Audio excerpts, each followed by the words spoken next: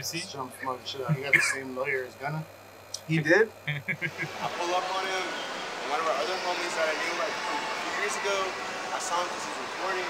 Well, they were all double cupping sipping lean, and I was like, shit. damn, y'all sipping, huh? Homie gave me the double cup. He was like, here, Death Notes. And I just fucking waterfall that shit. But I just slip to the San Lorenzo. What's up, my G? What's up, my G? What's up, my G? This is my little spot. Video sessions out of here for a little extra money on the side. Just kicking it with my cat most of the time. Yeah. You're crazy, bro. You live in a trap star lifestyle, bro. Straight up, smoking backwoods, sipping lead, recording motherfuckers in the living room. No cap, just turn it up. Dude, they come through and every time they fucking buy syrup and they buy studio time, bro. I figured out a niche little way to fucking make extra money, bro. It's funny as shit. What are you getting, bro? Don't tell me you're getting a monster, bro. Please don't get a monster. Don't get a monster, bro. Why, bro? Don't get a monster, bro. Please don't get a monster. Don't judge me, man. At least get a C4 ghost, bro. Make it worthy, bro. Make it worthy, bro. You want something, bro?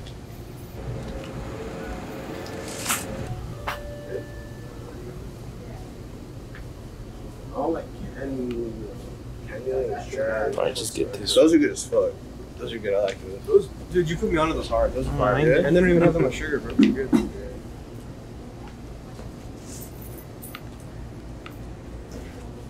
Well, at least you have a fire pit. You're not going hungry. Gang, bro. Gang. So we're in the car right now. We just got beer. We got energy drinks. Got the ghost. Filming. Cigs. We're thugging. Hanging out with homie. Gang. This will put hair in your chest. That's good beer, bro. Mm-hmm. How much is a 12 pack? 16 bucks? I don't question life. Pacífico. Just do La it. cerveza clara. Yeah, dude. Qué fantástico. Oh, God. I need a sponsorship. You know what I'm saying?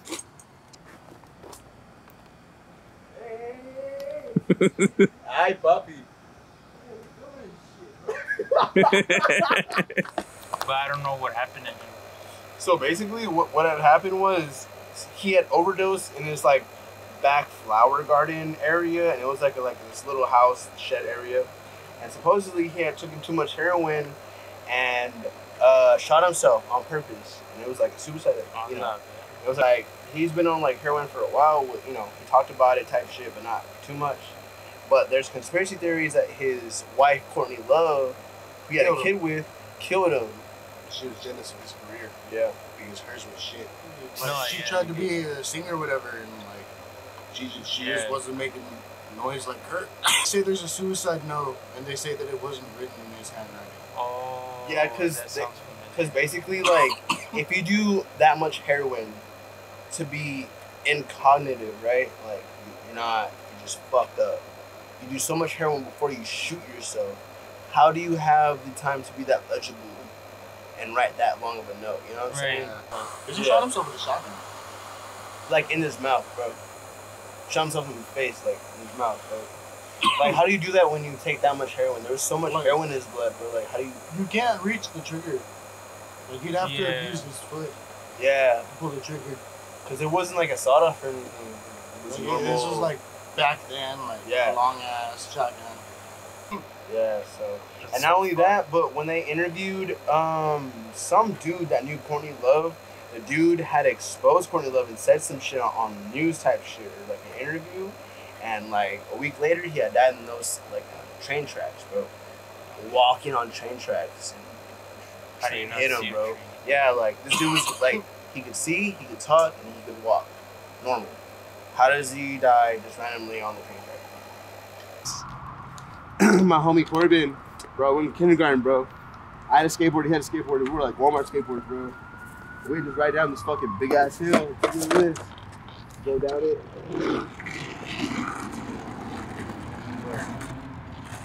Yeah, 6 years old, bro, I promise. I thought I got serious with it when I was like 13 or 14. I'm not even that good, bro. It's like, you know, you get down an ollie, pop shove it, kick flip. All that. So, how did you start making beats? Bro, fucking 2020, fucking COVID, all that shit happened, right? The pandemic. I was just on Opera. The way I was making music was just my homies, right? Homies would record me, and then they'll help me like put out a song, and you know they email to me on all that. But 2020 is when it got serious because I had some money, and I bought myself a laptop off OfferUp, like 50, 60 bucks, I want to say. And it was a pretty good laptop, I'm not gonna lie with you. And homie IDK Not Sure had FL, so he sent it to me. And shit, honestly, like, ever since then, ever since I downloaded FL, I got my laptop, what was it, it was like April 2020. March, April 2020, right? When I got my laptop, I downloaded FL. But the whole time I was making beats, I was just putting everything I felt. I wasn't good at it, didn't know what I was doing. But I started making beats, and then I kind of started learning how to like fuck with my vocals. I would record myself, I had a mic already, and I just learned how to record myself, learn how to mix and all that, really by myself, and watch tutorials. But yeah, that shit's crazy because all the music influences I have, I kind of put into my music. Like I would sample guitar riffs from Marilyn Manson songs, or like even Slipknot songs and shit like that. I actually have a song called Sickened, and bro, I sampled Flyleaf, and it was like a guitar riff. I kind of just made the whole beat. It sounds kind of terrible, like terribly mixed, but I actually like recorded myself as far as vocal wise. I made the beat myself. I had a little bit of help from my homie Lil Molly Water. I think if we collab some shit, bro, it's bad shit. You know, it's just crazy to me. It's just weird.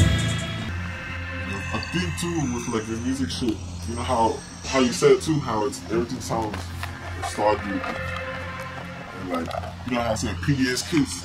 Bro, I grew up watching that shit. Yeah, me too. And I guess like my whole like made me want to. I think you know that type of atmosphere. That's what I had like, or like in my mind. That's what I used to always hear in my head. If that makes sense, you know. I'm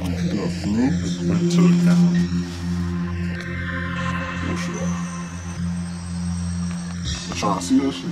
Yeah. This was one of the scenes in when I took like a shrimp. What the fuck? Shroom. Well, I was taking shrooms. And this was one of the scenes I was like floating through like all these blogs and fucking, you know, worlds and just big circles of matter and shit, you know? And another one of the scenes was this right here. It's a big old speaker in the middle with mushrooms at the bottom. A mushroom farm.